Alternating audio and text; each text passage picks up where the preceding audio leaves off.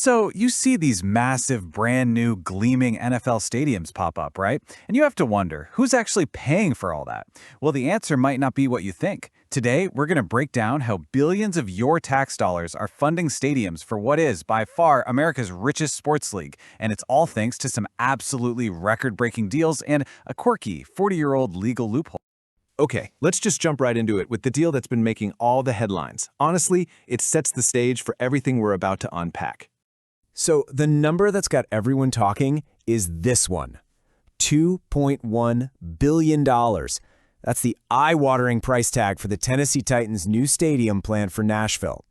But here's the kicker, the part that's truly mind-boggling.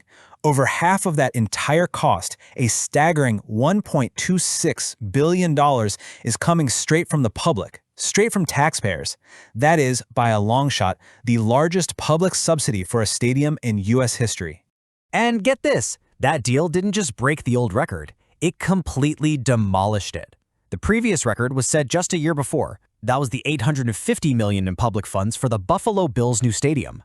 The numbers, as you can see, are just getting bigger and bigger. So that's the big question, isn't it?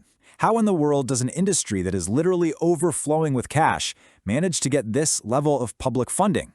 Well, the answer is a lot more complicated and, frankly, a lot weirder than you might think. You know, it really all boils down to one specific financial tool. And, you guessed it, a loophole that was kind of accidentally created in a law that was trying to do the exact opposite. Okay, so first we got to talk about something called municipal bonds. Think of them as loans that cities and states use to build important stuff like schools, roads, bridges, public works. The absolute key here is that the interest investors earn on these bonds is usually tax-free. That makes them a super attractive and cheap way for the government to borrow money. For decades, these bonds were pretty straightforward. They were for public projects. But then in the 80s, private companies started figuring out how to use them too. So Congress steps in. They passed the Tax Reform Act of 1986 to shut that down. But in a wild twist, the law they wrote ended up creating this special little carve-out pretty much just for professional sports stadiums. So how does this loophole actually work? It's kind of weird, almost like it's designed backward. To get this sweet tax-free financing, a stadium project has to fail one of two tests.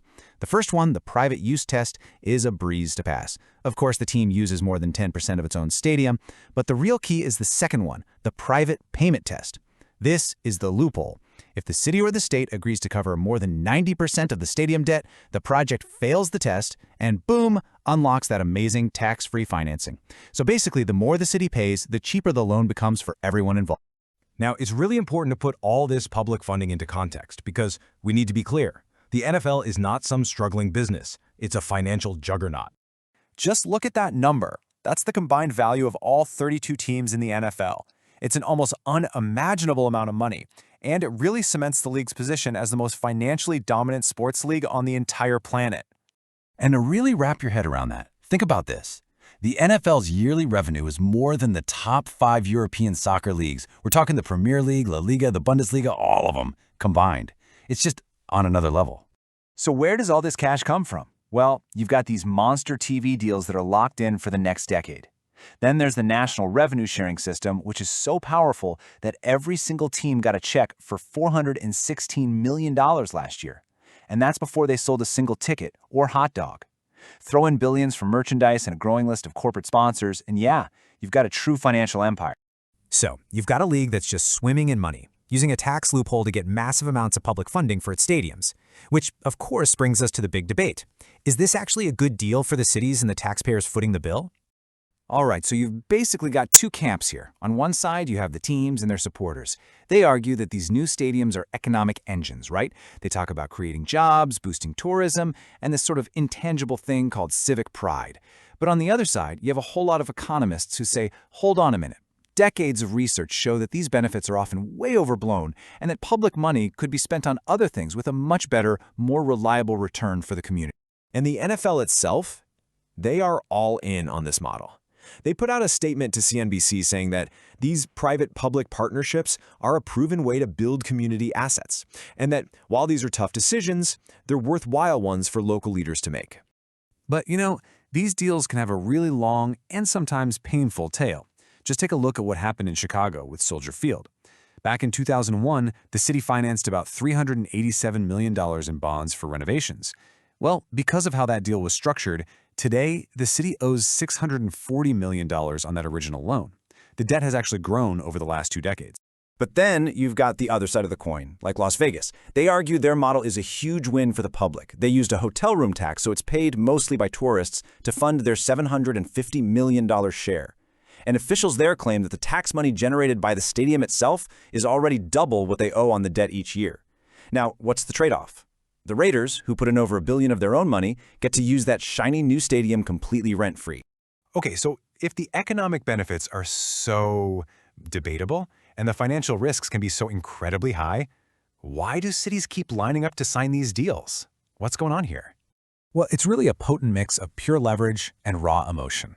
Teams can always use the threat of relocation, whether it's real or just a rumor, to create this sense of urgency. And that often kicks off these bidding wars between cities, a sort of race to the bottom, to see who can offer the most public cash. And then, layered on top of all of that, is the deep, passionate connection fans have with their teams. For so many people, losing their team feels like losing a piece of their city's soul. And here's what might be the wildest part of this whole story. Democrats, Republicans, pretty much everyone in Washington agrees this loophole is a bad idea and it should be closed. You've had proposals to get rid of it from the Obama administration, the Trump administration, and multiple bipartisan bills in Congress. And yet, nothing has ever passed. It's still the law of the land. And at the end of the day, all of this lands right on the shoulders of regular taxpayers. I mean, look, at Orchard Park, New York, the average income there is around $49,000 a year, and the public is kicking in $850 million for the Bill Stadium. In Nashville, average income is about $36,000, and the public is on the hook for that record-breaking $1.26 billion. So ultimately, it all comes back to this one really tough question. Is this an investment in a city's economy and its soul?